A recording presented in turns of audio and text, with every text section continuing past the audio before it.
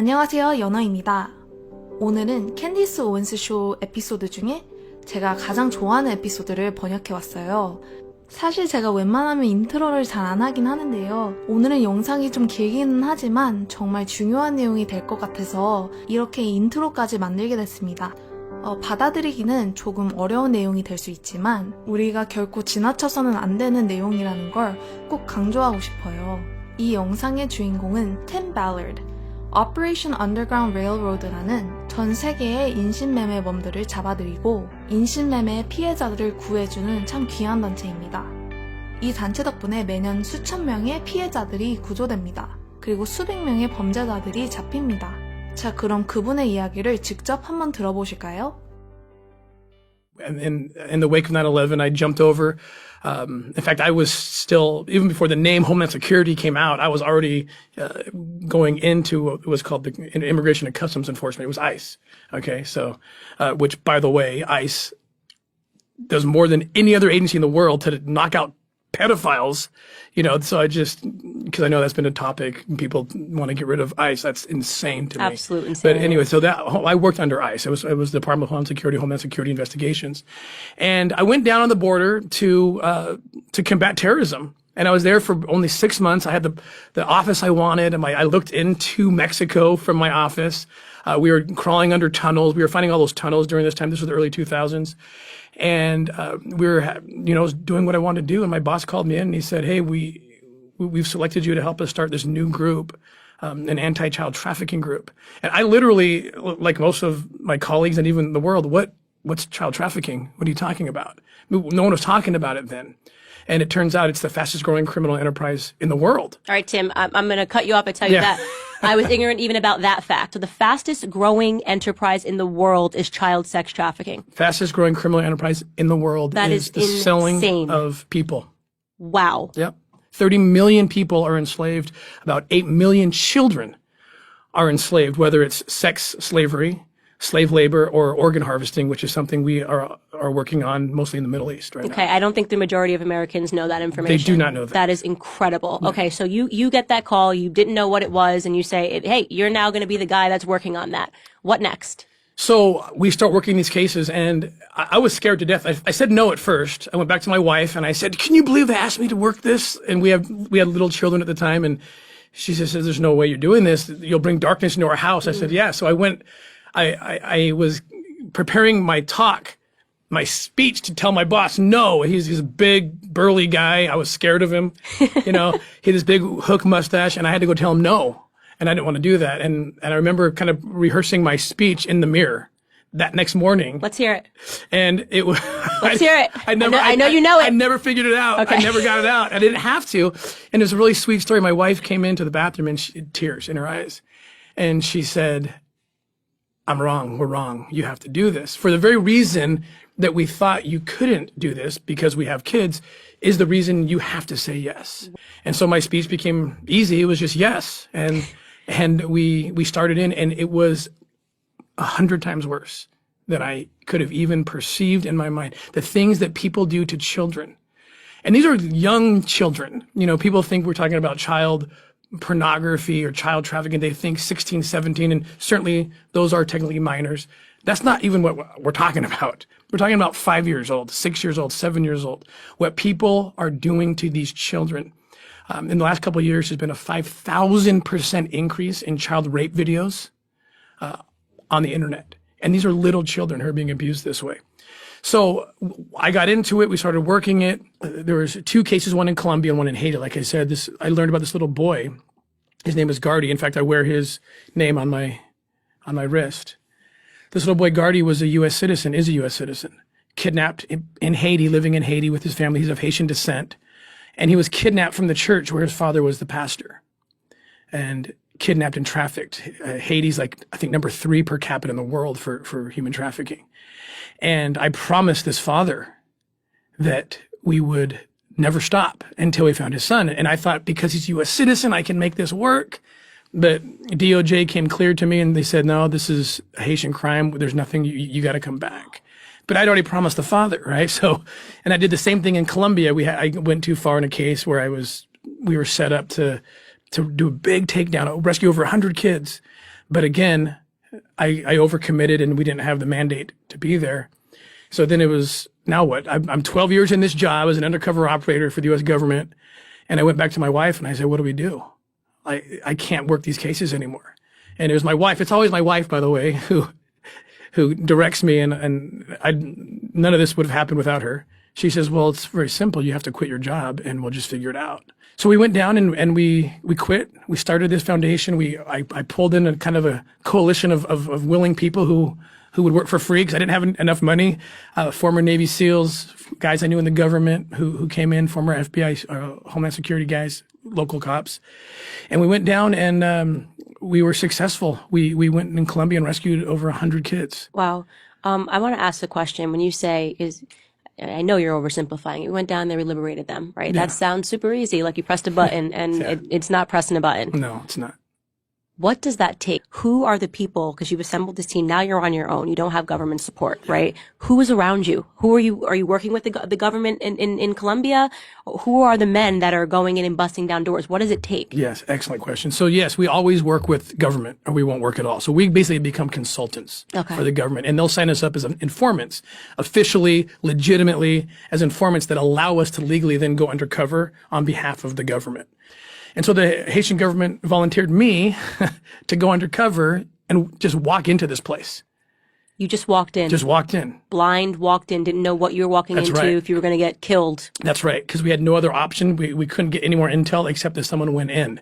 And being an American, I would have more ability to kind of trick them, right? Because I don't look like I work for the Haitian police. No. So we wired me up, cameras and glasses, cameras in backpacks, hidden cameras, and I walk into this place, and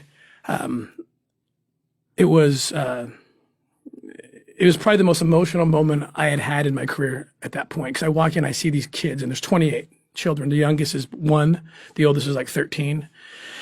And they're just miserable. And I know what's going on. Like I can tell. And the people came up to me immediately and they said, oh, you must have heard what we do here. I said, yeah, of course. That's why I'm here.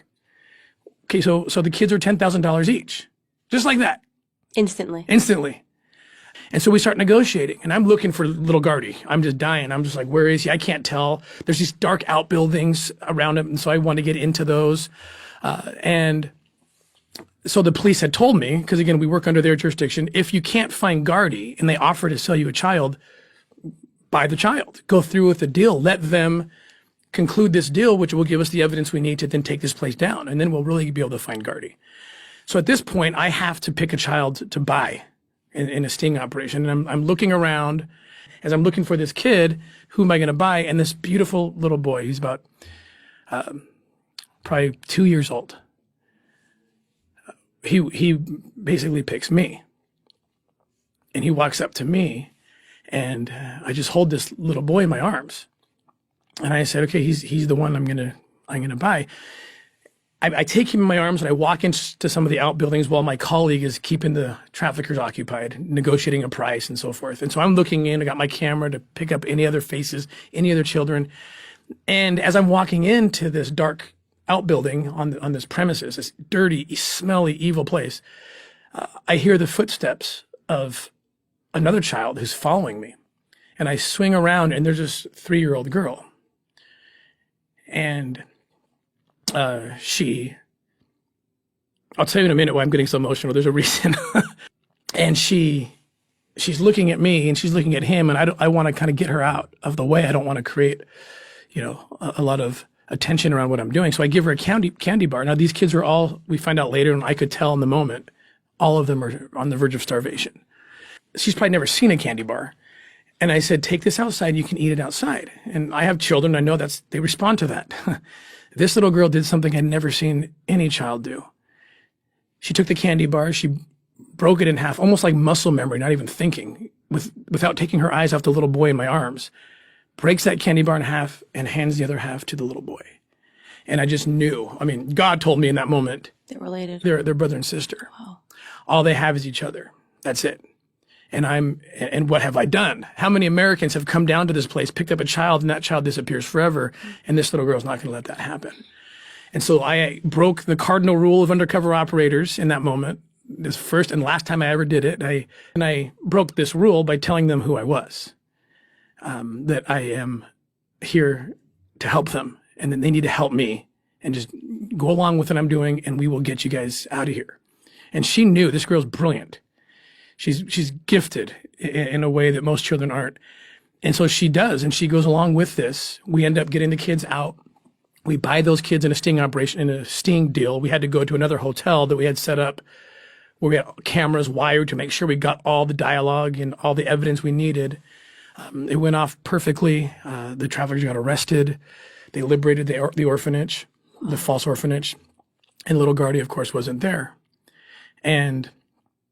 But the father, I told you about the father of this little boy who I met, who I made the promise to, that we would never, he's a pastor of his congregation, of his Christian church. I promised him that we would never stop till we found his son. He's waiting in another hotel for the good news. He's waiting for me to walk through the door with his son in my arms. And we all knew that was going to happen. We believed it.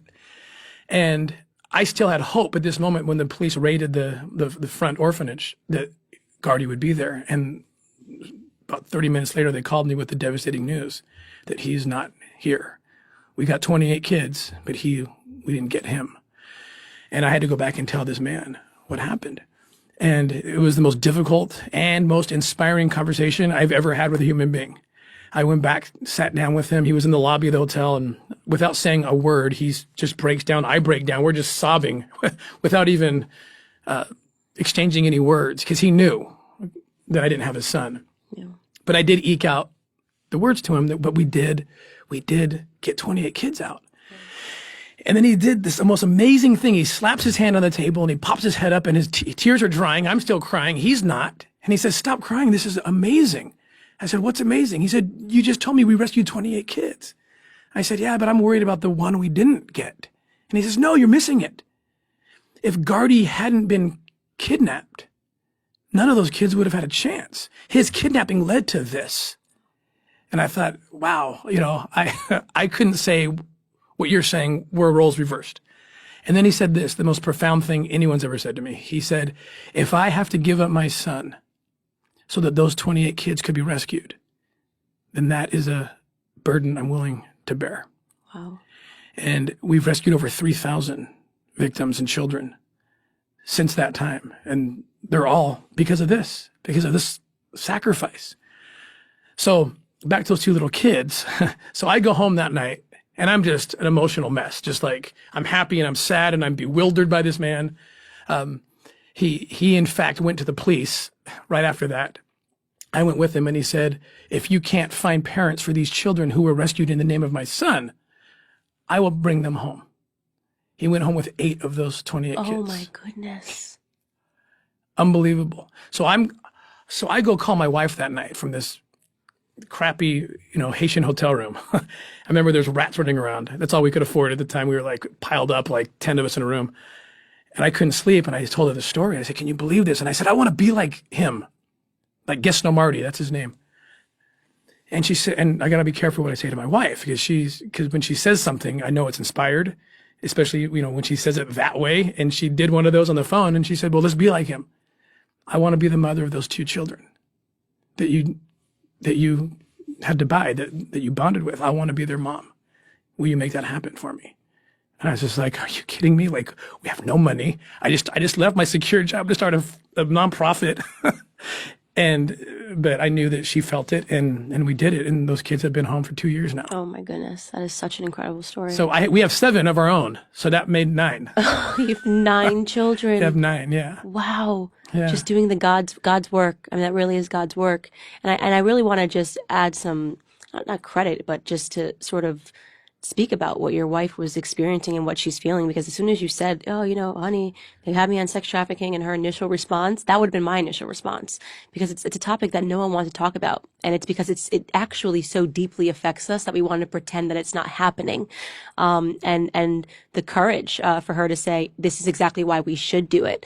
And I can't imagine, how it impacts, just your emotionality every single day. There's no way. You cannot just leave the office, right? No. There's no such thing as leaving your work at home, because you're seeing something that is just just tethers you to your humanity and makes you realize that there are just some really, really, really wrong things about this world. That's right. Really horrible things about this world. And I'm guilty of it too. You know, I try to like, you know, you want to turn the faucet off on certain types of evil because you just can't stomach it. And talking about this issue in particular is really hard for people. And I think that's really why so many of us are ignorant about just how extensive the issue really is.